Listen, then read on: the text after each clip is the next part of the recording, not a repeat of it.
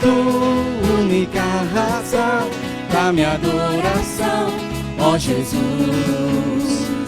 És tu, única esperança que anelo ter, ó Jesus. Com fé em ti fui ajudado, tua salvação tem me alegrado. Hoje agosto em meu coração, com meu canto te louvarei. Celebre! Eu te louvarei, te glorificarei. Eu te louvarei, meu bom Jesus. Eu te louvarei. Eu te louvarei, te glorificarei. Eu te louvarei, meu bom Jesus. És tu, única razão da minha adoração, ó Jesus. És tu, única esperança que anelo ter, ó Jesus. Com fé em ti fui ajudado, tua salvação tem me alegrado. Hoje há gozo em meu coração, com meu canto te louvarei. Celebra, Senhor. Eu te louvarei, te glorificarei. Eu te louvarei, meu bom Jesus. Eu te louvarei, te glorificarei. Eu te louvarei, meu bom Jesus. Querida igreja, boa noite para todos vocês. É com muito prazer que nessa noite nós somos os responsáveis para trazer o estudo de Atos 8, a qual ele tem como temática "Entendes o que lês?". Então, essa é a preocupação justamente do nosso pastor Miguel, e também da Igreja Batista da Lagoa. E como tal, eu gostaria de dizer para vocês que nós estaremos estudando a Bíblia, do Gênesis até o Apocalipse, capítulo por capítulo, versículo por versículo, fazendo com que você assim possa desenvolver uma boa base teológica, que você possa desenvolver uma base de fato, que você marche em direção a Jesus e, de uma certa forma, também assumindo a responsabilidade do ide e anunciar a palavra a todos aqueles que precisam de salvação. E de antemão eu gostaria de apresentar a minha igreja e também a todos aqueles que estão tendo acessibilidade ao estudo do Atos 8, no Entendes o que lês, que eu sou Elias Miguel, eu sou o ministro de gerações da Igreja Batista da Lagoa, e como tal eu sou responsável por alguns dos ministérios que inclusive estão sendo desenvolvidos aqui com uma desenvoltura tal, como o Kids, que vai retornar a partir justamente de novembro, vai ser com muita ênfase, portanto, convidando a todo o papai, a toda a mamãe, a todos aqueles que nos escutam, que você pode trazer aqui o seu filho, a sua criança, para que nós possamos assim desenvolver um ministério ímpar com relação à palavra de Deus. Além do metanoia, o ministério de adolescentes, de jovens, o ministério de casais. Nós temos assim um quantitativo de ministérios e não nos preocupamos aí com a questão de ativismo, mas uma igreja que faz a diferença, que é a preocupação do relacionamento e a questão justamente de voltar ao cristianismo primitivo, ao cristianismo autêntico, que é o que de fato tem nos faltado nessa contemporaneidade. Portanto, hoje nós vamos dar assim sequência ao estudo do livro de Gênesis, e assim como vocês viram na semana passada, com o pastor Miguel, ele estudou o Gênesis 6, ele fez assim uma análise brilhante, com muita fundamentação teológica. Hoje nós vamos estudar o Gênesis 7 e ele é uma sequência dos estudos que têm sido feitas, ora pelo irmão Tiago e também na sequência pelo pastor Miguel. Portanto, assim, eu convido muito a você a abrir a sua Bíblia e o ponto básico de partida é o versículo 1. Eu queria que você estivesse assim, bem atento para que a gente pudesse desenvolver e explicar versículo a versículo. E ele diz assim, do versículo 1 ao versículo 4, ele chama a atenção numa reportação, inclusive ao próprio Gênesis, do capítulo 9. Ele faz um chamado de Deus justamente a Moisés. E disse o Senhor a Noé: entra na tua arca, tu e toda a tua casa, porque reconheço que tens sido justo diante de mim no meio desta geração. É interessante nós termos a noção dessa revelação de Deus por parte de Noé.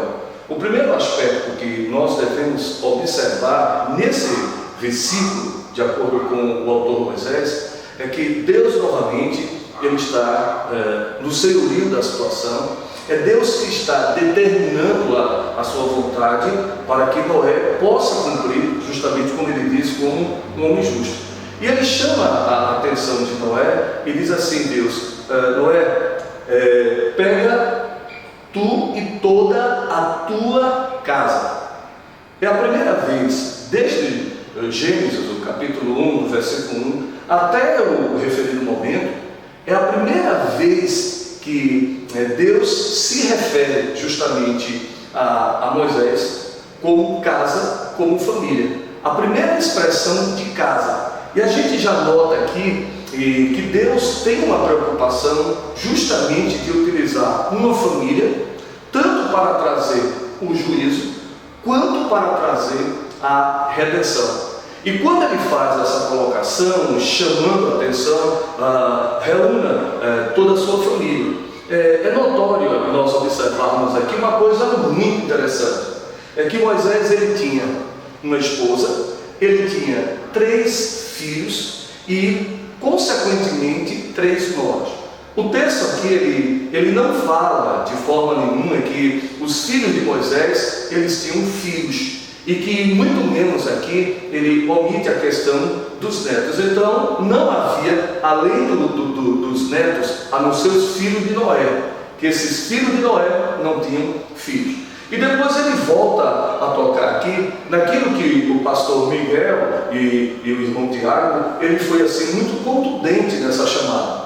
É que Deus volta a lembrar justamente a Moisés, quando ele faz esse primeiro momento de ordem, porque o dilúvio estava por começar, de que aquele homem, ele não era um homem qualquer. Ou, em outras palavras, aquela família também não era uma família qualquer. Se os irmãos pegarem os 4 capítulos, a qual ele vai falar o tempo todo justamente de Noé, vocês não verão nenhuma mácula que possa ser trazida com relação a um dos filhos de Noé. E nem tampouco também a questão com relação às noras. Ele não vai mostrar, por exemplo, um elemento de desobediência, ele não vai trazer nenhum elemento de mácula, de pecado, coisíssima nenhuma. Observa-se que Moisés, ele era um homem justo, não só por ser temente a Deus, mas acima de tudo por ser o sacerdote da sua casa. Observe que ele conduzia bem a relação dele de homem, de pai, de marido com relação à sua mulher, e a relação dele também com relação às noras. Quer dizer, não deixa entrever de que aquela família seria uma família desestruturada. E é muito interessante, porque é justamente desse homem justo que foi desenvolvido a profecia de que aquela geração, aquele tipo de mundo que ali tinha sido construído pelo próprio Deus, ele estava com os seus dias contados.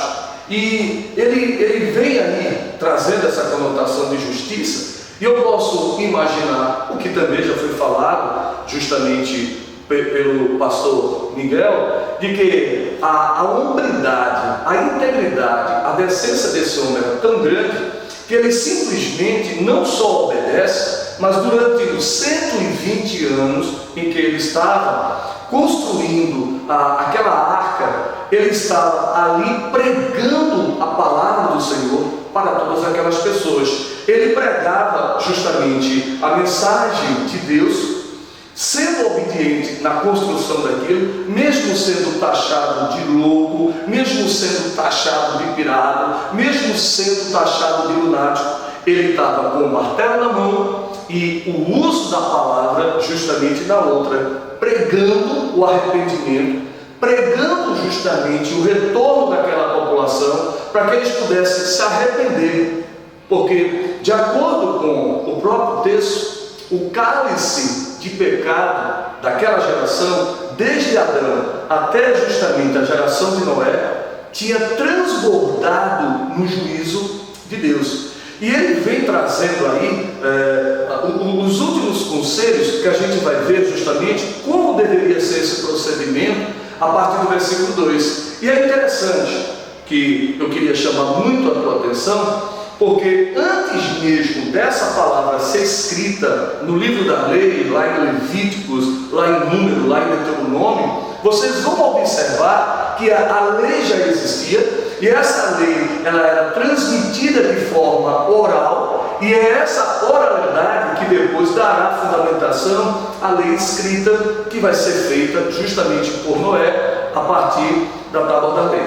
E aí eu chamo a sua atenção justamente para o versículo 2, e ele diz assim, e eu queria que você estivesse atento: de todo animal limpo levarás contigo 7 pares, o macho e sua fêmea, mas dos animais imundos, 1 par, o macho e sua fêmea. Interessante isso, porque quando nós fazemos justamente essa abordagem de todo animal limpo, descobrimos já que Noé já deveria ter o conhecimento da distinção do que eram animais puros e animais impuros. E me reporta, eu estava de uma certa forma analisando essa questão, é muito interessante. Eu lembro que minha mãe ela tinha um receio muito grande com relação à carne de porco. Você não deve, se tiver com tal ferida, não coma carne de porco, porque carne de porco ela é remoça, ela pode trazer algumas sequelas, algumas doenças. E ela dizia também, olha, o ideal é que quando você for comprar peixe, compre peixe de escama. E quando eu perguntava assim, mas por que se deve comer carne de boi e de frango numa situação e carne de porco não? Como isso pode refletir, por exemplo, na questão da remosidade, na questão de uma infecção, de uma inflamação? E é muito maravilhoso, queridos irmãos, é a gente perceber que Deus, na verdade, ele se revelava até mesmo como ciência.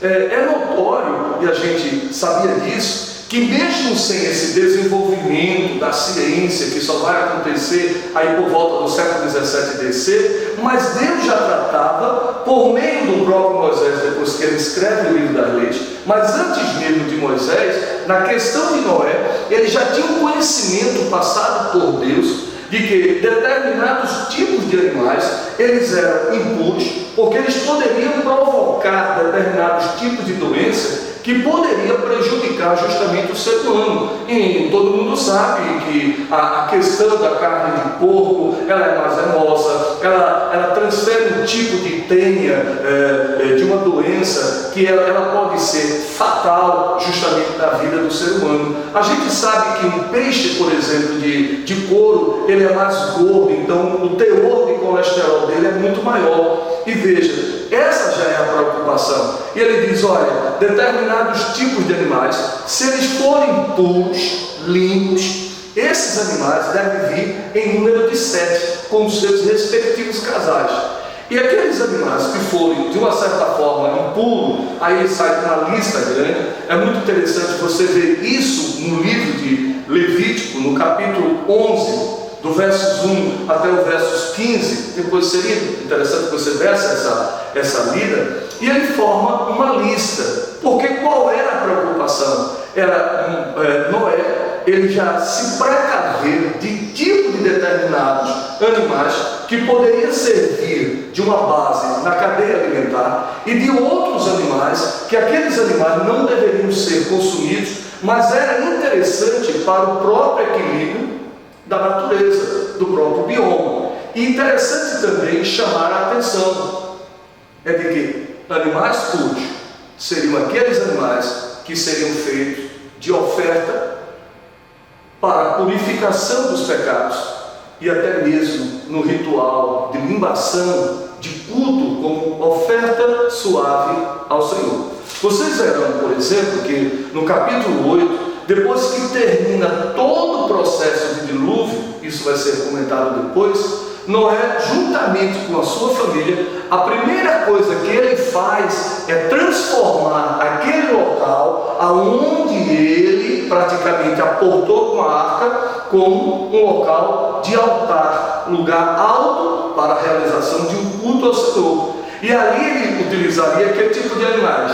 Ele usaria os tipos de animais que seriam, de fato, animais puros, porque animais impuros não se consomem e nem tampouco ele poderia ser utilizado como sacrifício vivo de animais em purificação de adoração a Deus. Agora, dê uma olhadazinha, por favor, no versículo 3. E ele chama a atenção porque ele vai se referir também à mesma questão com relação às aves. E ele traz um conselho muito importante, e eu queria chamar a sua atenção. Ele diz assim: também das aves do céu, de 7 em 7, macho e fêmea, para guardar em vida a descendência sobre a face de toda a terra. Interessante que nesse versículo 3, ele não vai falar, por exemplo, de que tem aves puras e impuras.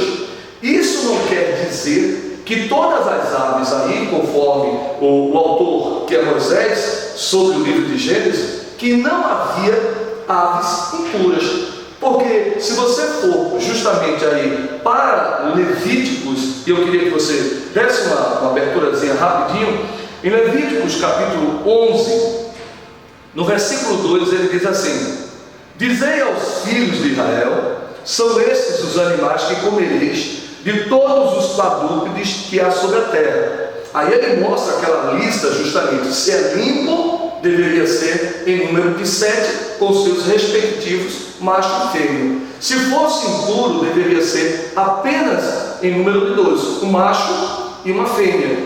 A preocupação de Deus era a preservação da própria espécie. Veja como Deus tem uma preocupação com o ambiente. Quando a gente observa hoje e vê a total desqualificação, a forma como que nós, como mordomos de Deus, administramos mal aquilo que são justamente elementos da criação de Deus, Deus já tem essa preocupação, apesar de estar trazendo juízo, de preservar a espécie. Mas veja, se eu vou para o versículo 13, e eu queria que você pudesse fazer isso comigo, ele diz: das aves, olha só, estas abomináveis não se comerão. Então, apesar do versículo 3 aqui, do capítulo 7, ele falar apenas literalmente que todas as aves, dando a impressão de que todas eram puras, lá na frente você vai observar em Levítico, no capítulo 11, do versículo 13, que havia sim as aves puras, que poderiam ser utilizadas como alimento, como também ritual de sacrifício de adoração a Deus, mas havia aquelas aves que não poderiam ser utilizadas, mas ainda assim ela teria uma função dentro do processo justamente do dilúvio, e vocês verão na sequência. Ele diz assim: não se comerão, serão abominação a águia, o quebranto-ossos e a águia marinha, o milhão e o falcão, segundo a sua espécie. E veja, todo corvo, segundo a sua espécie. Então, o corvo, o urubu, a águia, aqueles animais que eram carniceiros, eles não poderiam ser consumidos. E é muito interessante. Você imagina você pegar justamente aí um corvo, um urubu, e você vai fazer justamente ele parte da sua dieta. Quando aquele animal, ele vive justamente se alimentando de carniça, o que ele poderia, de uma certa forma, transmitir ao povo de Deus justamente determinados tipos de enfermidade. E aí ele traz o contexto da própria sequência, no capítulo ainda 7, no versículo 4, ele diz: porque passado ainda 7 dias farei chover sobre a terra 40 dias e 40 noites, e desfarei de sobre a face da terra toda a substância que fiz. O que nós vemos aí, a expressão, e no curso de 7 dias, o autor de Moisés, o autor do livro de Gênesis, que é Moisés, ele chega a dizer que Noé, ele começou a construir a Bíblia, a arca, desculpe, ele começou a construir a arca, ele tinha 480 anos, e ele levou justamente 120 anos. 120 anos era muito tempo de pregação, era muito tempo de chamada ao arrependimento, era falar justamente no deserto para pessoas áridas que não queriam escutar essa palavra. Mas diz que em determinado momento, depois da conclusão dessa arca, desse barco, desse navio, agora era chegado o momento do cumprimento da palavra. Noé teria que pegar todo tipo de espécie animal, e toda essa quantidade de animais teria que ser transportada em dupla, 2 a 2, macho e fêmea, para o interior da arca. E eu fico imaginando que aquele que levou 120 anos para construir o barco, trazendo justamente a esperança e ao mesmo tempo o juízo, a esperança de salvação, a esperança de reencontro, a esperança de arrependimento, mas ao mesmo tempo trazendo a esperança de que em determinado momento a porta se fecharia e a justiça de Deus seria feita. E agora Noé, ele teria apenas 7 dias para trazer toda a espécie de seres viventes, de animais, de aves para o interior. E eu fico imaginando você trazendo um casal de jararaca, um casal de cascavel, todas as espécies, você trazer justamente um casal de jiboia, um casal de sucuri, você trazer um casal de corvo, e você colocar justamente dentro de uma arca dessa, lado a lado, aquele animal que era justamente silvestre, ele era selvagem, como um animal doméstico. Ele teria apenas um período de 7 dias, porque findando-se os 7 dias, Deus abriria os céus, abriria justamente as comportas do abismo e haveria o dilúvio universal. Me chama a atenção 7 dias, me chama a atenção 40 dias.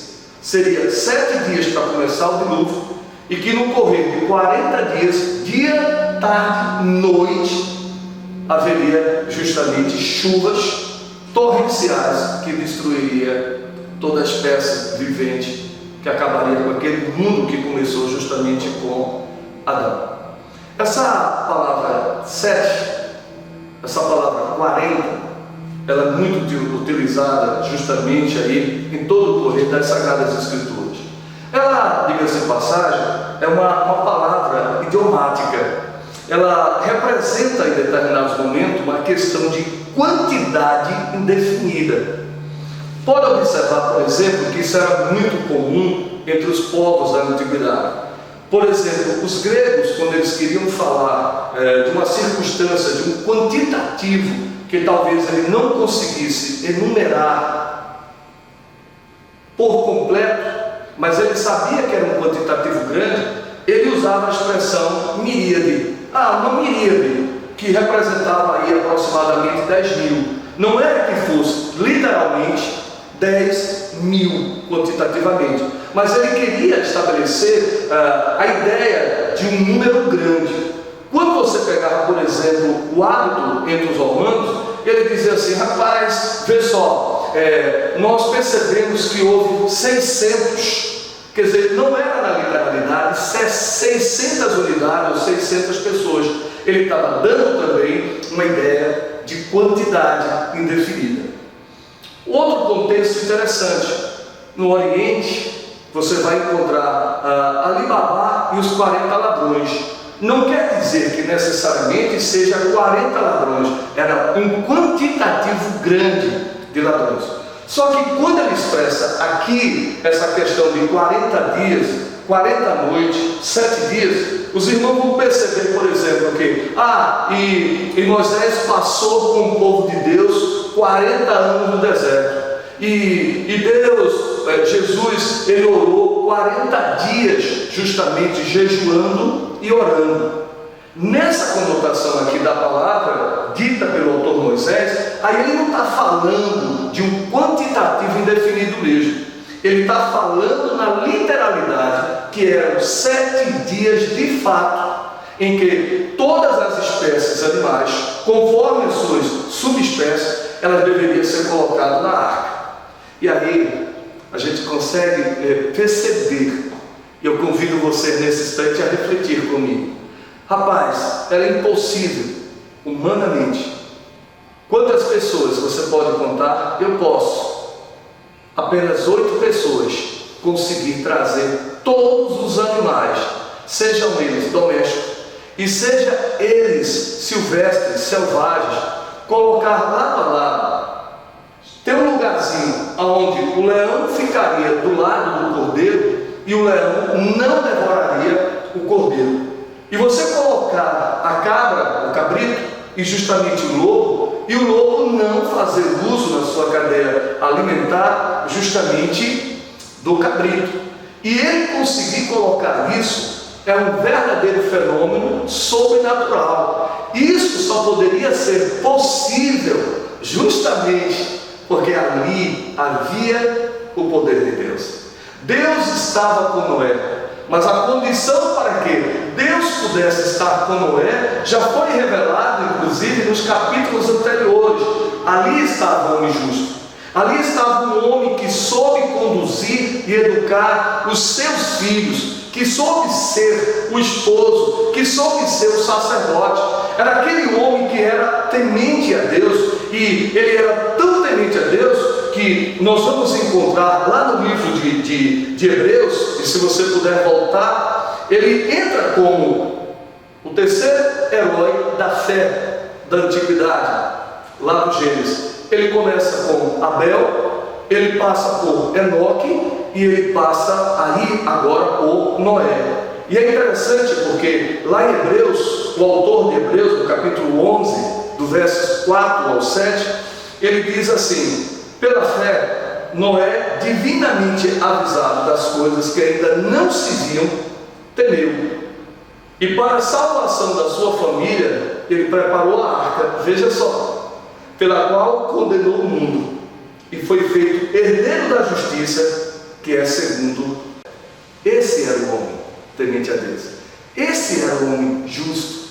Esse era o homem obediente. E sabe, queridos, a importância desse estudo, quando a gente começa a folhear o Gênesis 4, 5, 6, a gente vê a narrativa e diz: poxa, o que nós podemos extrair dessa mensagem que possa trazer uma edificação ao meu coração?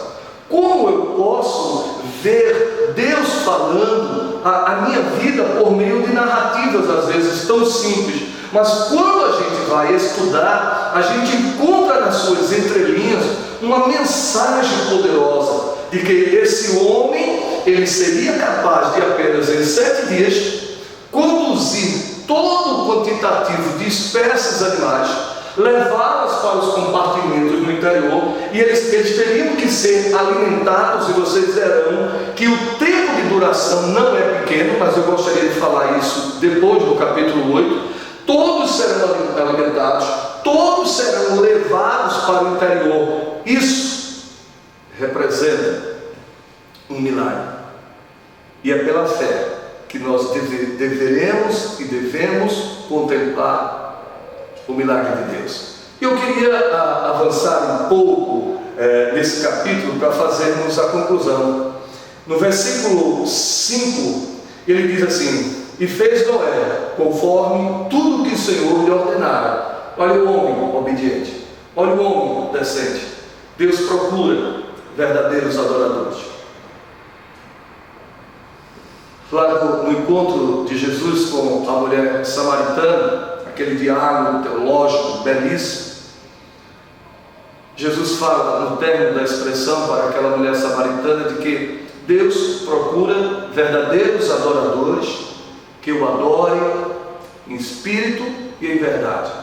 E quando ele encontra, assim como ele encontrou Abel, assim como quando ele encontra, como encontrou Enoque, e a relação de Deus é tão grande com o homem justo que Deus é capaz de fazer o processo de traslado dele, o arrebatar, o levar vivo.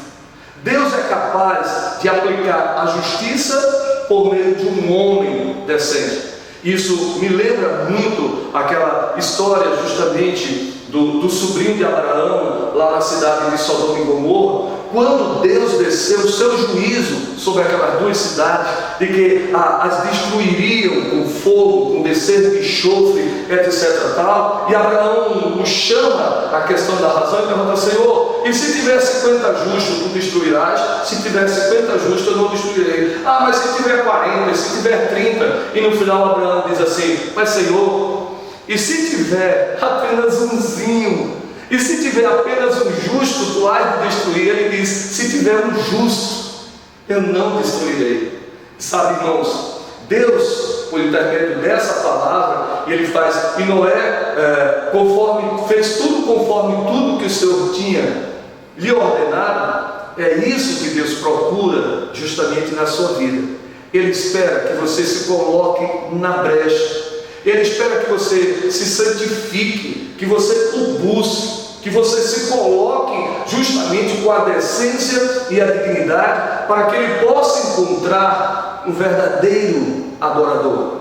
E no Gênesis 7:6, ele diz: e era ele da idade de 600 anos, quando o dilúvio veio sobre a terra. Vocês verão que isso depois vai ter uma circunstância, e eu falo no capítulo 8 posteriormente.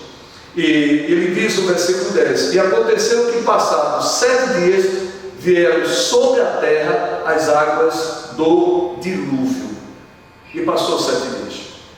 E aí eu queria que você pudesse fazer uma reflexão lá no contexto, justamente na parte final.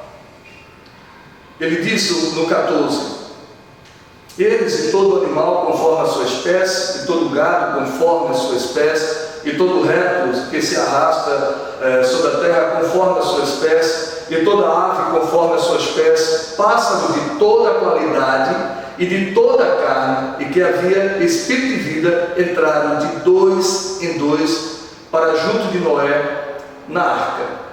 E começa, depois de 7 dias, o dilúvio.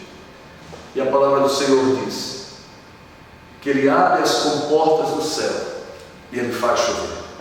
E ele diz também que abre todos os abismos, todas as águas de fontes subterrâneas, e elas começam a jorrar. E durante 40 dias, aí não é uma questão idiomática, não, é uma questão de fato literal. Creio plenamente nessa palavra quando ele diz isso. E durante 40 dias e 40 noites se choveu. E a arca, aos pouquinhos, o pastor Miguel falava, inclusive na lição passada, que não tinha remo, que não tinha justamente um timão, não tinha velas, tá? Era justamente uma espécie de barco, que ela teria toda a ciência que foi passada por meio de Deus, de iluminação a Noé, que ele teria que seguir à risca. Ele não teria que trazer: eu vou trazer uma ideia, não, eu acho que vai ser melhor assim. A palavra do Senhor diz que tem horas que é melhor obedecer do que sacrificar. Você pode ter às vezes boas intenções, mas o que importa é obedecer. E Noé seguiu rigidamente toda a concepção trazida de revelação da construção daquele barco. E a água, ela foi subindo, subindo. E o que mais me chama a atenção disso tudo é que os irmãos Arão, que ele diz no versículo 16: e os que entraram eram macho e fêmea de toda a carne, como Deus lhe tinha ordenado. Ponto e vírgula. Olha que coisa interessante, e como ela fala ao meu coração. O juízo começa justamente a partir daí. E ele diz: e o Senhor fechou por dentro. Irmãos, que coisa maravilhosa disso tudo. E o Senhor fechou por dentro. Quando Deus fecha por dentro, Deus também fecha por fora. A partir daí, o juízo de Deus tinha começado. Fecha-se tudo. Ali dentro estaria protegidos Noé, a sua família, todos os animais das variadas espécies, seja animais terrestres, seja animais que voavam. Ali estava justamente a proteção. E ele diz que vão passar justamente os 40 dias. O barco descobre, tá? Da superfície, ele vai ser levado conforme Deus quer. E só depois dos 40 dias é que para de chover. E aí começará um processo de seca, de ressecamento, justamente, que vai ser ministrado no capítulo 8. Mas o que me chama a atenção, e aqui eu fiz um pequeno registro para os irmãos: e o Senhor lhe fechou a porta. Isto parece implicar que Deus o colocou sob sua proteção especial. E quando ele fechou para dentro, então ele fechou os outros para fora. Deus esperou 120 anos por aquela geração. É muito tempo de espera. Rapaz, sabe o que é alguém arrumar madeira, seguir todas as especificidades dos trâmites dados por Deus, o cara obedecer? E eu disse no início que enquanto ele batia o martelo e era gozado por pessoas, tido como um louco, ele estava falando: olha, eu creio justamente que o Senhor vem, eu creio que haverá um juízo de Deus. E depois que a chuva entra, vem, as comportas são abertas e ali se fecha tudo, ele estava fechando para proteger aquela família, fechando para proteger aquele justo, mas ao mesmo tempo, a partir daí, ele faria o seu juízo. Muito interessante isso. Eles não se arrependeram, eles encheram a medida das suas iniquidades, e então veio a ira de Deus sobre eles. E se vocês derem um salto para o versículo 21, ele faz a concretização da profecia de Deus, que praticamente haveria de se cumprir, e aquele homem creu. Ele diz o 21: e expirou toda a carne que se movia sobre a terra. Percebeu?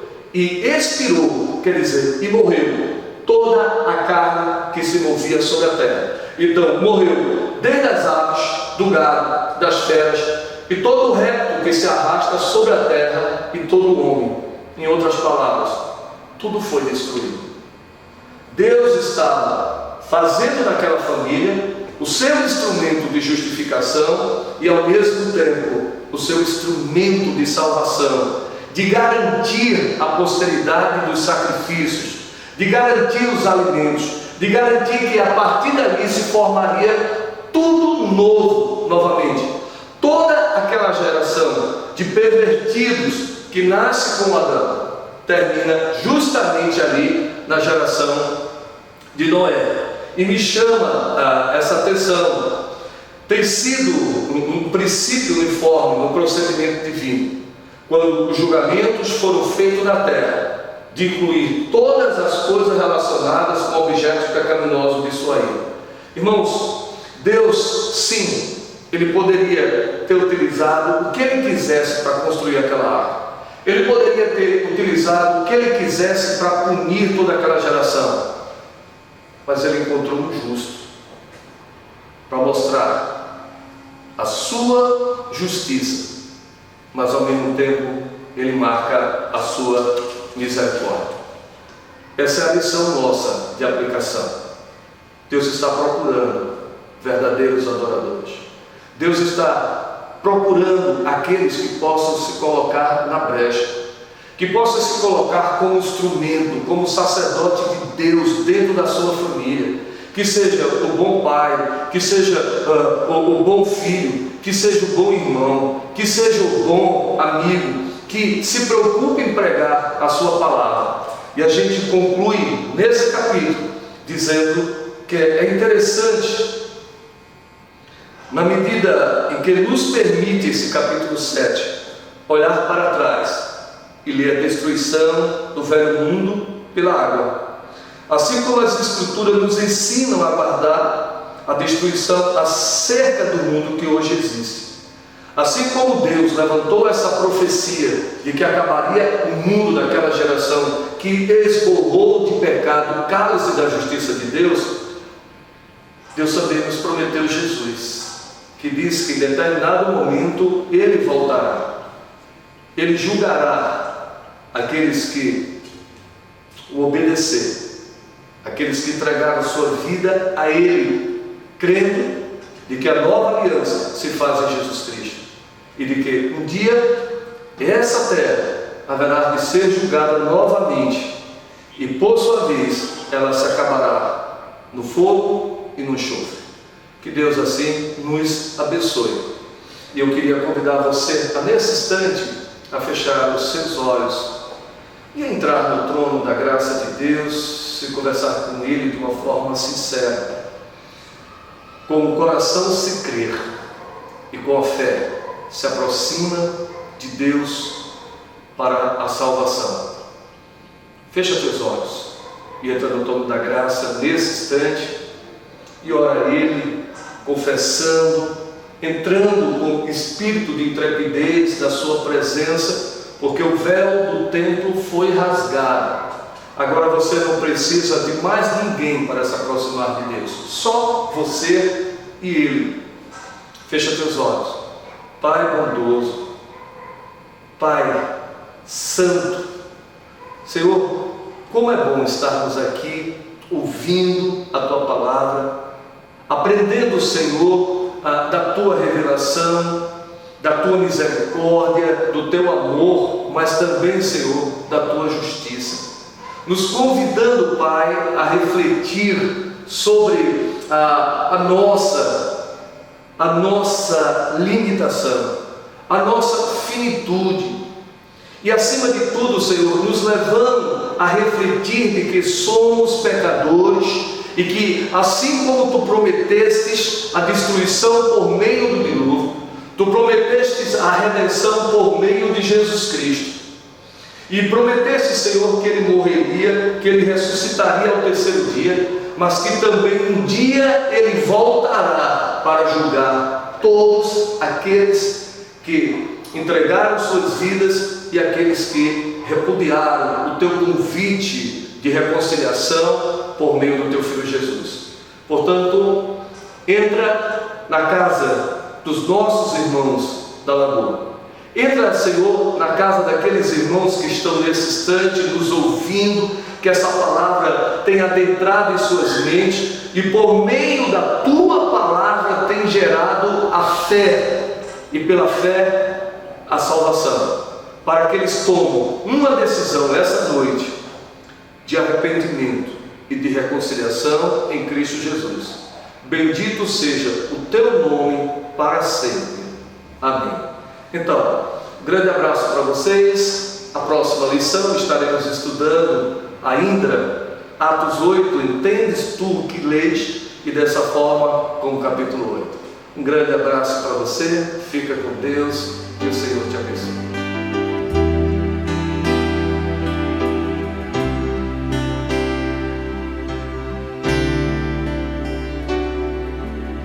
Esse é meu desejo, Senhor, te honrar com meu coração, te adorar.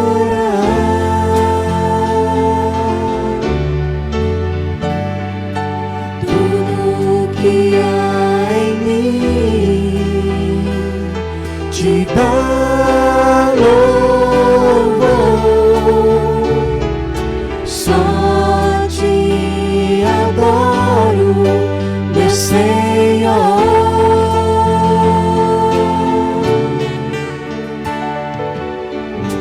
Toma o meu coração e toda a minha alma. Eu vivo só pra ti, sempre que eu respirar, cada vez que eu acordar. Faz o teu querer em mim.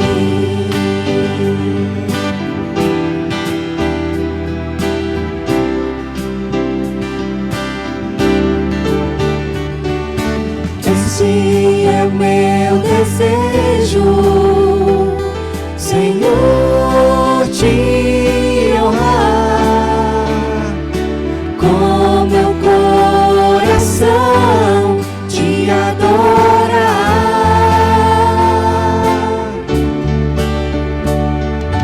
Tudo que há em mim te dá louvor.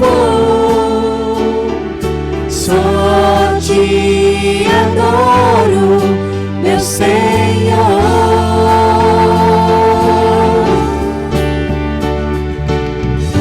Toma o meu coração e toda a minha alma.